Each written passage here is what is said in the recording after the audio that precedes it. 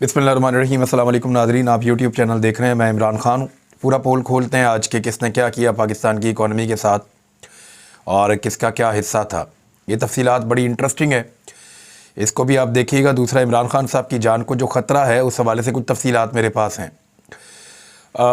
मुख्तलिफ़ लोग नाम भी ले रहे हैं और मुख्तलिफ़ किस्म के गिले शिकवे पाकिस्तान तहरीक इंसाफ की तरफ से भी सामने आ रहे हैं, लेकिन एक बात तो सच है, पाकिस्तान की एस्टेब्लिशमेंट ने जब भी कभी पाकिस्तान में रिजीम चेंज ऑपरेशन किया तो जब तक डील नहीं हुई तब तक जिनके ख़िलाफ़ ऑपरेशन किया गया उन्हें कभी वापस नहीं आने दिया गया।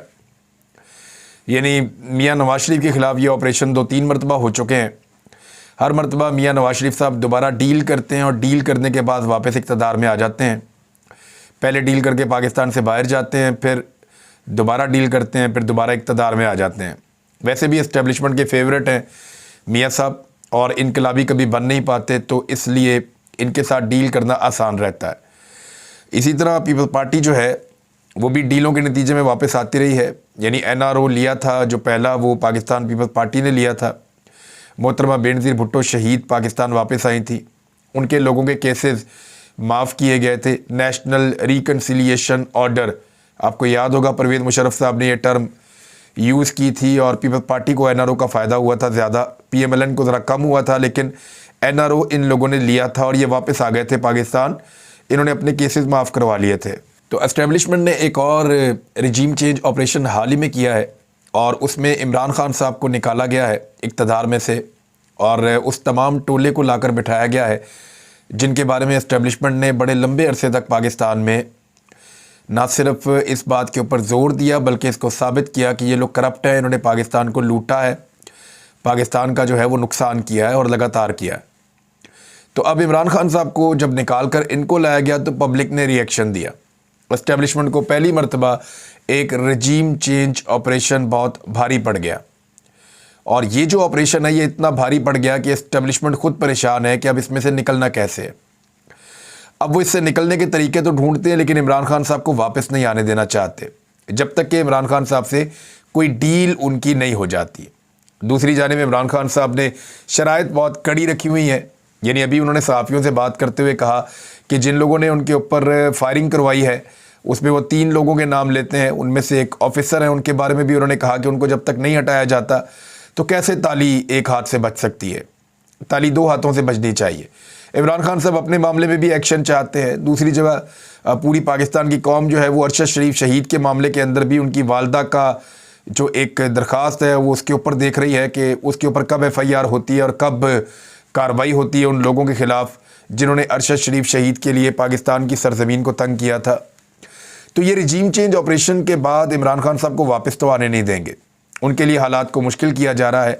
9 तारीख एक ऐसी तारीख है जिस तारीख को इमरान खान साहब को पेश होना है इस्लामाबाद की अदालत में। इससे पहले पाकिस्तान तहरीक इंसाफ के कारकुनों को बड़ी तादाद में गिरफ्तार किया जा रहा है। ख़ास तौर पे उन लोगों को गिरफ्तार किया जा रहा है जो लोगों को इकट्ठा करते हैं, मोटिवेट करते हैं और लोगों को लीड करते हुए इमरान खान साहब के इस्तकबाल के लिए पहुँचते हैं। ये ज़्यादा मुश्किल रहेगा नहीं, खैबर पख्तूनख्वा और पंजाब से बड़ी तादाद में लोग भी इमरान खान साहब के साथ आ सकते हैं। तो लोगों को लाना इमरान खान साहब के लिए मसला नहीं है, जितने मर्जी लोगों को गिरफ्तार किया जाए इस्लामाबाद में या बाकी शहरों में। निगरान हुकूमतें अगर इस तरह की गिरफ्तारियां करेंगी तो ये प्रॉब्लम क्रिएट हो जाएगा। इस्लामाबाद के 27 किलोमीटर पे शहबाज शरीफ की हुकूमत है तो वो अपनी हुकूमत को इस्तेमाल करते हुए कुछ भी कर सकते हैं। राना सनाउल्लाह साहब ने पहले ही अनाउंस कर दिया है कि वो बहुत सख्ती करने जा रहे हैं और अब कुछ रूल्स भी वज़ा किए गए हैं कि लिस्टें मांगी गई हैं कि कितने लोग अंदर आएंगे, कैसे आएंगे, सहाफ़ी कितने आएंगे, इमरान खान साहब के साथ कितने वकला होंगे। तो ये सारी चीज़ें हैं, लेकिन वकला की एक बहुत बड़ी तादाद वो भी इमरान खान साहब के साथ खड़ी है। तो इतना आसान रहेगा नहीं, इतना आसान रहेगा नहीं इमरान खान साहब के साथ ज़्यादती करना। लेकिन अगर उनके ऊपर खुदा न खास्ता दोबारा कातलाना हमला किया जाता है तो इमरान खान साहब ने ना सिर्फ पहले से एक वीडियो रिकॉर्ड करवा रखी है, मैं जानता हूँ, और ना सिर्फ एक वीडियो रिकॉर्ड करवा रखी है बल्कि इमरान खान साहब के पास दीगर भी बहुत सारी जगहों पे उन्होंने इन्फॉर्मेशन दे रखी है और उनके ख़िलाफ़ अगर कोई भी ऐसा कदम उठाया जाता है खुदा न खास्ता तो जो कदम उठाने वाले हैं उनके बचने के इम्कानात भी नहीं होंगे। इमरान खान साहब का जो है वो ज़िंदा रहना बहुत ज़रूरी है। उसकी वजह यह है कि पाकिस्तान पहले ही बहुत मुश्किल सूरत हाल से दो चार है। इकॉनमी पाकिस्तान की बिल्कुल डाउन है। इसहाक डार साहब ने उसकी कैसी तबाही की, अभी मेरे पास पूरी एक रिपोर्ट बनी है। हम ये रिपोर्ट आपको भी पढ़ के सुनाएंगे। बड़ी तफसीली एक जो है वो एक रिपोर्ट है और इसके अंदर वो फैक्ट्स हैं जो आप हैरान हो जाएंगे सुनने के बाद। यानी आपको लगेगा कि मरीम नवाज़, नवाज शरीफ, शहबाज शरीफ, इसहाक डार या पीपल्स पार्टी के लोग, बिलावल वगैरह, ये कैसे झूठ बोलते हैं और किस तरीके से ये लोगों को बेवकूफ़ बनाने की कोशिश करते हैं। ये रिपोर्ट में बहुत सारे फैक्ट्स हैं, मैं आपको बताऊंगा। इमरान खान साहब की जान को जो ख़तरा है, इसमें पाकिस्तान की जो लॉ इन्फोर्समेंट एजेंसीज़ हैं और लॉ इन्फोर्समेंट के जो इदारे हैं, उनको होश के नाखून लेने चाहिए। इमरान खान इस मुल्क के वज़ीर-ए-आज़म रहे हैं और उनकी इस वक्त पाकिस्तान में सबसे ज़्यादा मकबूलियत है और लोग उनको आने वाला वज़ीर-ए-आज़म देख रहे हैं। तो एक ऐसे शख्स की जान को ख़तरे में डालने की बजाय उनको बेहतर सिक्योरिटी फराहम की जाए, कम से कम उतनी सिक्योरिटी जितनी कभी काउंसलर भी ना बन पाने वाली मरीम नवाज़ साहिबा इंजॉय कर रही हैं। मरीम नवाज़ साहिबा के पास जो सिक्योरिटी है, ऐसा लगता है कि सिक्योरिटी ज़्यादा है और जुलूस में लोग कम हैं। अभी वो गुजरांवाला का उन्होंने दौरा किया और किसी दोस्त ने ड्रोन के साथ एक फुटेज बनाकर भेजी जिस वक्त मरीम नवाज़ साहिबा पंडाल में मौजूद थी, तो सिर्फ थोड़े से लोग आगे मौजूद थे, मरीम नवाज़ साहिबा और नवाज शरीफ साहब। ये मुझे एक बल्ती साहब हुआ करते थे, हमारे बड़े अच्छे दोस्त थे बल्ती भाई, वो नवाज शरीफ साहब के कैमरामैन थे और वो हमेशा नवाज शरीफ साहब की फ़ोटो बनाया करते थे। उन्होंने मुझे एक दिन बताया कि मियाँ साहब के मैं पीछे इसलिए खड़ा होता हूँ कि मियाँ साहब को ये फ़ोटो बहुत पसंद आती है कि मियाँ साहब के कंधे के पास से फ़ोटो ली जाए और उनका चेहरा थोड़ा सा नज़र आए और सामने पब्लिक नज़र आए। तो उनको ये बहुत अच्छा लगता है, वो हमेशा इस तस्वीर को गौर से देखते हैं और इसको पसंद करते हैं कि उनके कान के पास से, उनके चेहरे के पास से कैमरा दिखाए और आधे स्क्रीन के अंदर मियाँ नवाज शरीफ साहब का मुंह नज़र आए और सामने पब्लिक नज़र आए। अच्छा, जब कैमरा इस तरफ आता है ना, तो आगे अगर बंदे 200, 300, 400, 500 भी खड़े हैं तो ऐसे लगता है जैसे हज़ारों लाखों लोग खड़े हैं। तो ये वो इस तरह की तस्वीरें बनाया करते थे। मरीम नवाज़ का कैमरा भी ज़्यादातर आप देखेंगे जब भी वो कोई शॉट आपके साथ शेयर करेंगी तो वो इसी तरह का होता है कि मरीम नवाज़ साहिबा की तरफ से ही कोई ना कोई व्यू दिखाया जा रहा होता है कि ये देख लें लोग ज़्यादा हैं।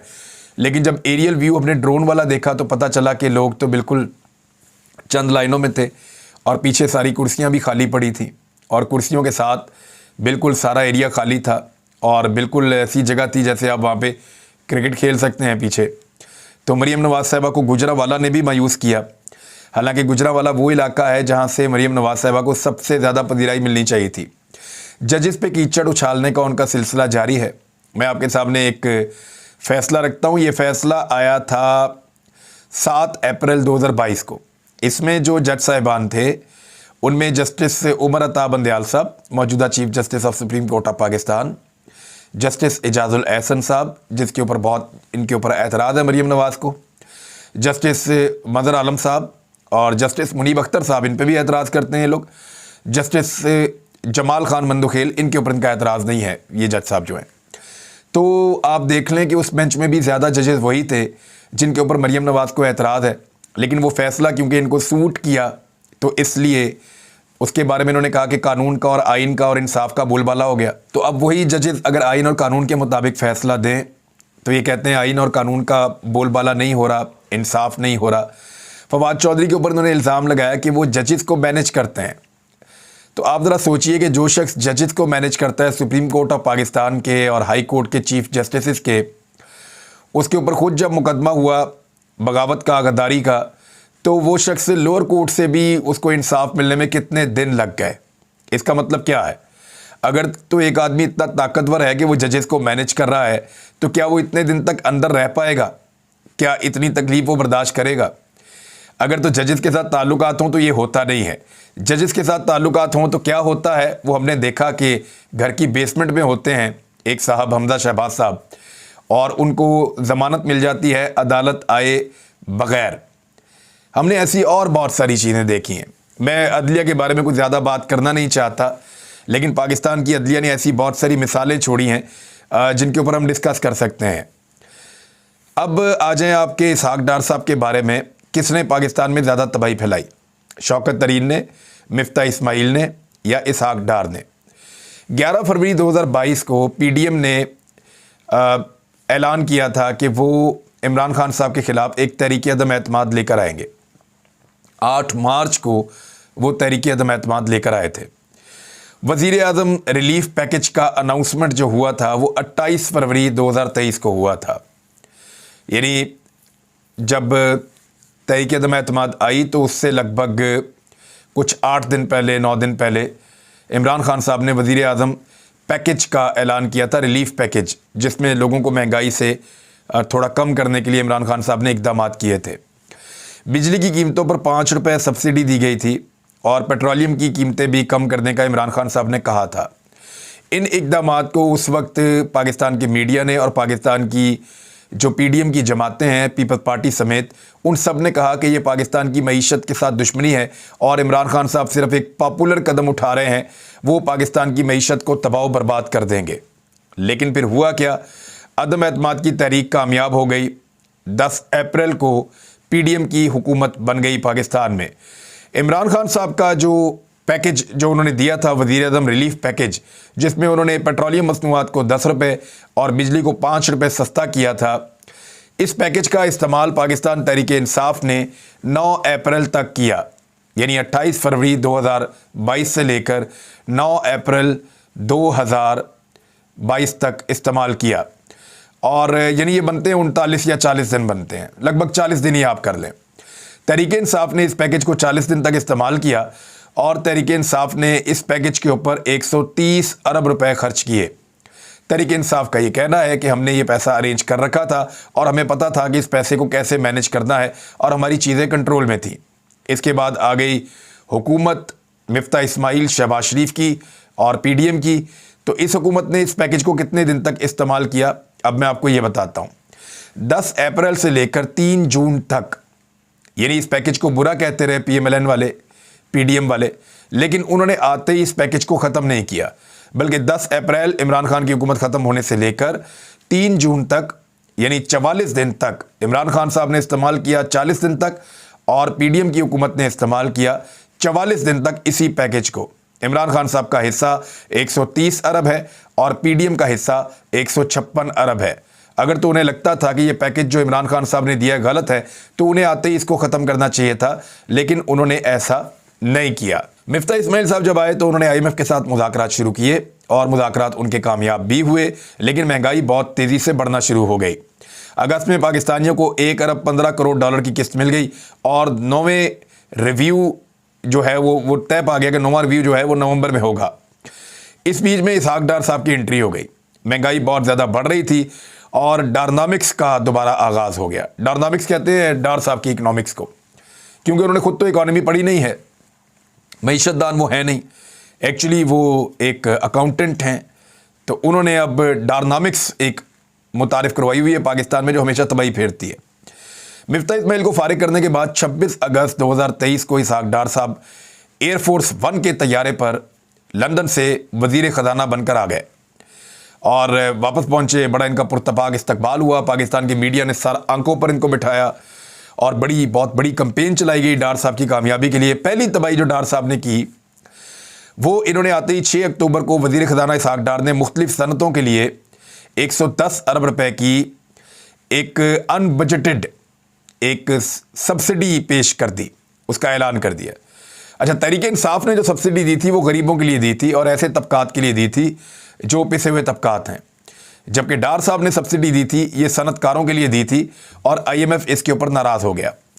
दूसरी तबाही डार साहब ने यह फेरी कि उन्होंने डॉलर को जो है वो अजीब व गरीब तरीके से कंट्रोल करना शुरू कर दिया, मसनूई तरीके से, और एक दरामदाद का सारा निज़ाम उन्होंने दरम बरम करके रख दिया पाकिस्तान में। यानी जो पाकिस्तान के इंटरबैंक में और ओपन मार्केट में डॉलर की प्राइस में फ़र्क है वो 30 से 40 रुपए तक वेरी करता रहा। यानी इतनी बड़ी तबाही डार साहब ने फेरी। इसकी वजह से जनवरी तक की बैरून मुल्क रहने वाले जो पाकिस्तानी हैं उन्होंने पैसा भेजना बंद कर दिया या बहुत कम कर दिया और लगभग 1 अरब 80 करोड़ डॉलर की कमी वाक़ई हुई जो पाकिस्तानी बैरून मुल्क से पैसे पाकिस्तान में भेजते हैं उसमें।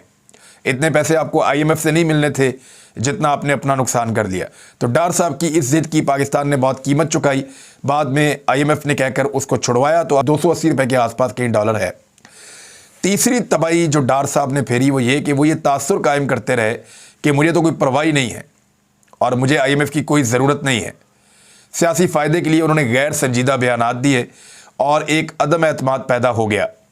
अब तमाम शराइत पूरी करने के बावजूद IMF खौफजदा हो गया था और अभी तक खौफजदा है कि ये लोग गैर संजीदा लोग हैं और ये बाद में वादे पूरे नहीं करेंगे, ये अपनी सियासत के लिए वादे तोड़ देंगे। इसहाक डार साहब हमेशा से ऐसी तबाही इकॉनमी के साथ फेरते रहे हैं। माजी में भी उन्होंने ये सारे तजुर्बात इसी तरह किए हैं और इस मरतबा भी वो पाकिस्तान की नैया डबोने के बहुत करीब ले आए हैं। डार साहब का ये कहना है कि पाकिस्तान डिफ़ॉल्ट नहीं हो रहा, लेकिन डार साहब का एक स्टेटमेंट है, उसमें डार साहब ने एतराफ़ जुर्म किया है। वो मैं आपको बता देता हूँ। एतराफ़ जुर्म जनरल बाजवा की तरफ से किया है। इमरान खान को लाने वालों ने कहा खान साहब चंद माह और रह जाते तो मुल्क ख़त्म हो जाता। इसहाक डार, अब इसहाक डार और नवाज शरीफ इमरान खान को लाने का जो इल्ज़ाम लगाते हैं वो जनरल फैज़ पे, जनरल बाजवा पे और उस वक्त की इस्टेब्लिशमेंट पे लगाते हैं। तो इसका मतलब है कि डार साहब अब ये कह रहे हैं कि जनरल फैज़ और जनरल बाजवा का ये कहना था, या ख़ास तौर पे जनरल बाजवा का ये कहना था कि इमरान खान अगर मज़ीद वज़ीर आज़म रहते तो मुल्क ख़त्म हो जाता। अब ये तस्दीक कर रहे हैं उस स्टेटमेंट की जो जावेद चौधरी ने दिया था बाजवा साहब से मंसूब करके, कि बाजवा साहब ने कहा कि इमरान खान रहता तो मुल्क ना रहता। अब आज इसहाक डार साहब ने भी वही बात कह दी है। पहले तो बाजवा साहब इस बात से मुकर गए थे, लेकिन अब कैसे मुकरेंगे, मुल्क के वज़ीर ख़जाना ने वही बात की है। तो इसको एक एतराफ़ जुर्म के तौर पे लिया जाए और डार साहब ने रिजीम चेंज ऑपरेशन की एक बड़ी गवाही भी दे दी है। अब तक के लिए इतना ही। अपना ख्याल रखिएगा, अपने इस चैनल का भी। अल्लाह हाफ़िज़।